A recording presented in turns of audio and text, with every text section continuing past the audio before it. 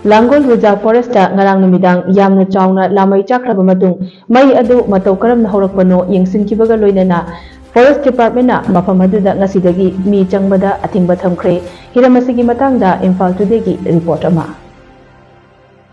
ngarang numidang Langol Reserve Forest ki lamdeng block ki compartment number 3 gi area da lanmai changlaktuna chawna amang ata thoklamgadabudagi fire service yauna tongan ba miyang gi matingga loinana Forest Department na kanba ngamki madugidamaktasu miyambu thagatpa phongdoklakpaga loinana Central Forest Division na mai adugi haurakpham thidokpaga loinana Langol Reserve Forest ki area da picnic tauba trekking chatpana chingbada athingba thamkhre Indian Forest Act 1927 gi Section 26 ki matung ina ayaba yaudana Reserve Forest manungda changbasing phaba yai changba taragasu ayaba lauraga changadabani Central Forest Division ki DFO RK Amarjitna Imphal Today da hai ngarang numidang Langol gi mafam amada khamhaudana haurakhiba mai aduna lam hectare 13 romdi tumna sakre mai adu matau karam haurakpano haibagi matangda ngasi Central Forest Division Southern East amadi Southern West ki staff singna thijinba amadi yengsinba chatlubada Ching mathakta camping amadi picnic na chingba tauramba amasung makhoina mai haugatlambagi khudam changdam sing thengnakhi makhoina mai adu thage yauna thabadi oiramloi adubu mafam aduda picnic lakpa trekking lakpa singna mai tiklambana chingba tauramba makhoina chatkraba matungda madudagi haurakpa maina wairaktuna chawna lanmai changlakpani haibagi khudam chapchana phangba maramna Langol Reserve Forest ki area asida matam kharagi oina March tha faubadi picnic amadi trekking na chingba tawbada athingba thambani hairaduna kanagumbana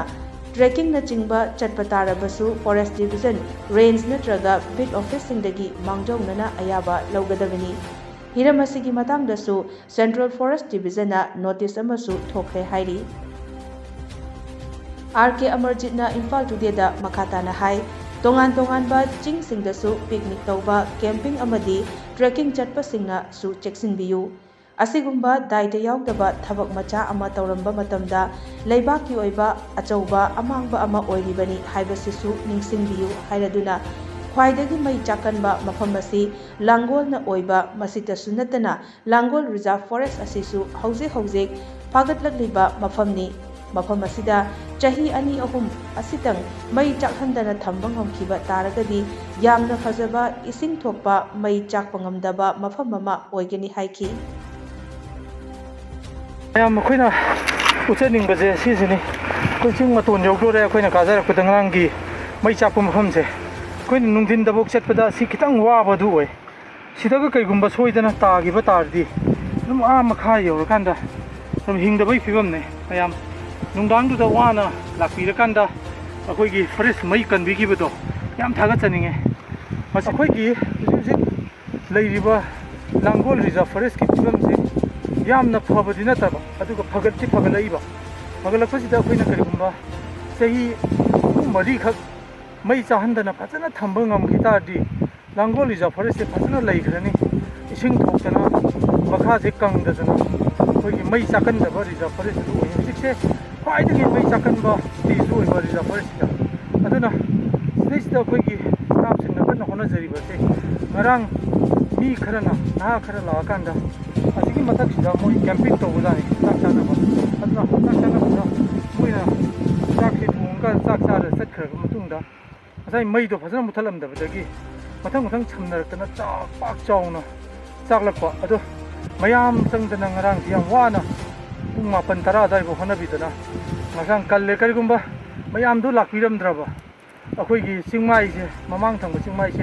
pulap chakhibagi film ne aduna ngasidagidi aina ngasigi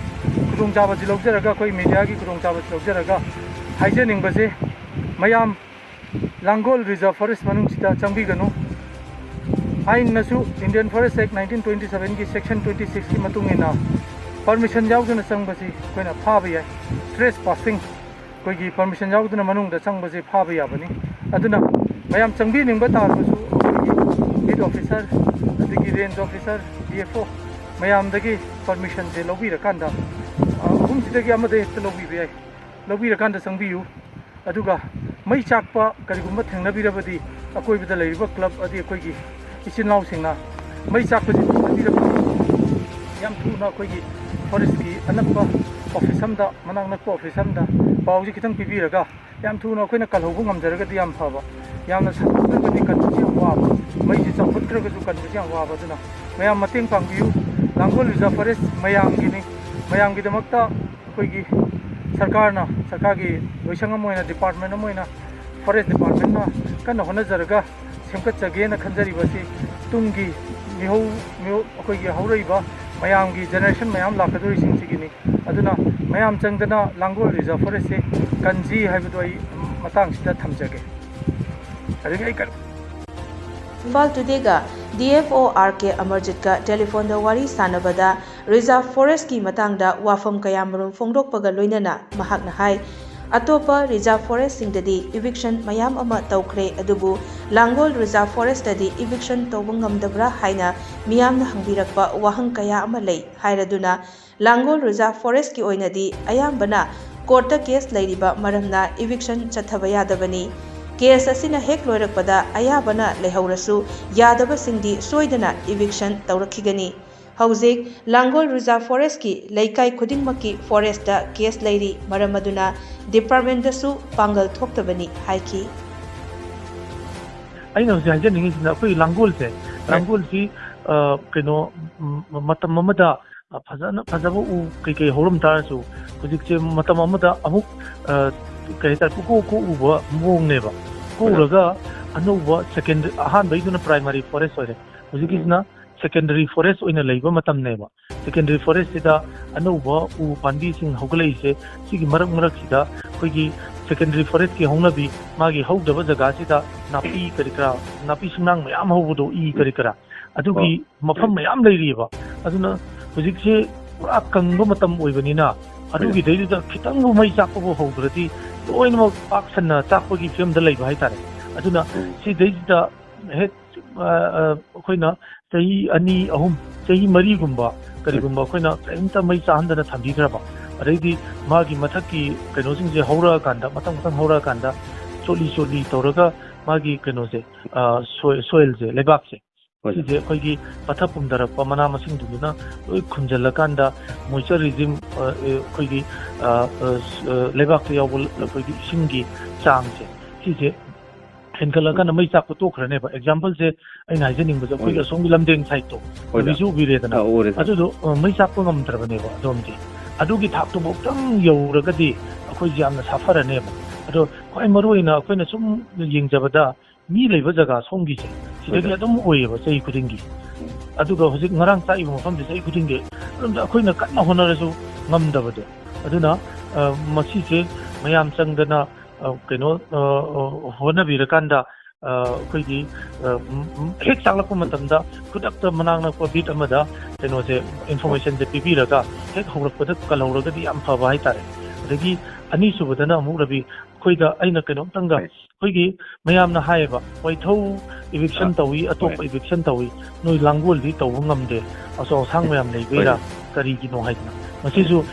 koina amtang hayobom di changba Langol da Jusik laikai jingse loina moi collectively case taweba koida adi case to dom pham leiteba aduga case to raga court ta pending da lairingai da akoina eviction je tatharoga di contemptuous oibana contempt of court to adu laga koida yada bai tare ne orom da hade koina su kan hona jai koigi jusik se DFO central gida scenery je case humpu ga tare sureba humpu tare aduga ulab akoigi lower court adagi CCF court me am punjal di chami le hai tare si myam se koina logi oibani na koina loisan bu sungam da bai tare adugi aduna maram oidana koi je kuthaba kaimta ngam dare koina karigumba court ki case je amtang bu loisan biraba si takhai bu di adum nong ni dum loing amni hai tare jara ta kidong ni na kaisu na te aduna sigi kaino kitang leiba hiccup se aduna keno to takai bungam dreb adu oroina tabigi keno sida ina hygiene bete mogi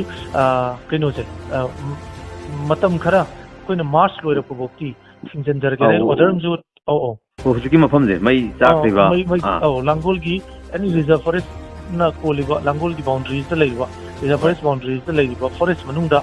tangba thingen camping gi adagi expedition gi without permit chatlaga di thingen permission to suppose mayamna trekking chatini ne adagi akhoi gi su trekking chatja akhoi na su thogat chatui ne ba kai gino mayam chati gi num sibi ba helakatoi ne ba akhoi reserve forest se aduna adu chati ba dubudi akhoi na encourage tawe do permission ama paira ganda beat officer range officer na tra DFO da permission am tawra kanda sangbi yo na adu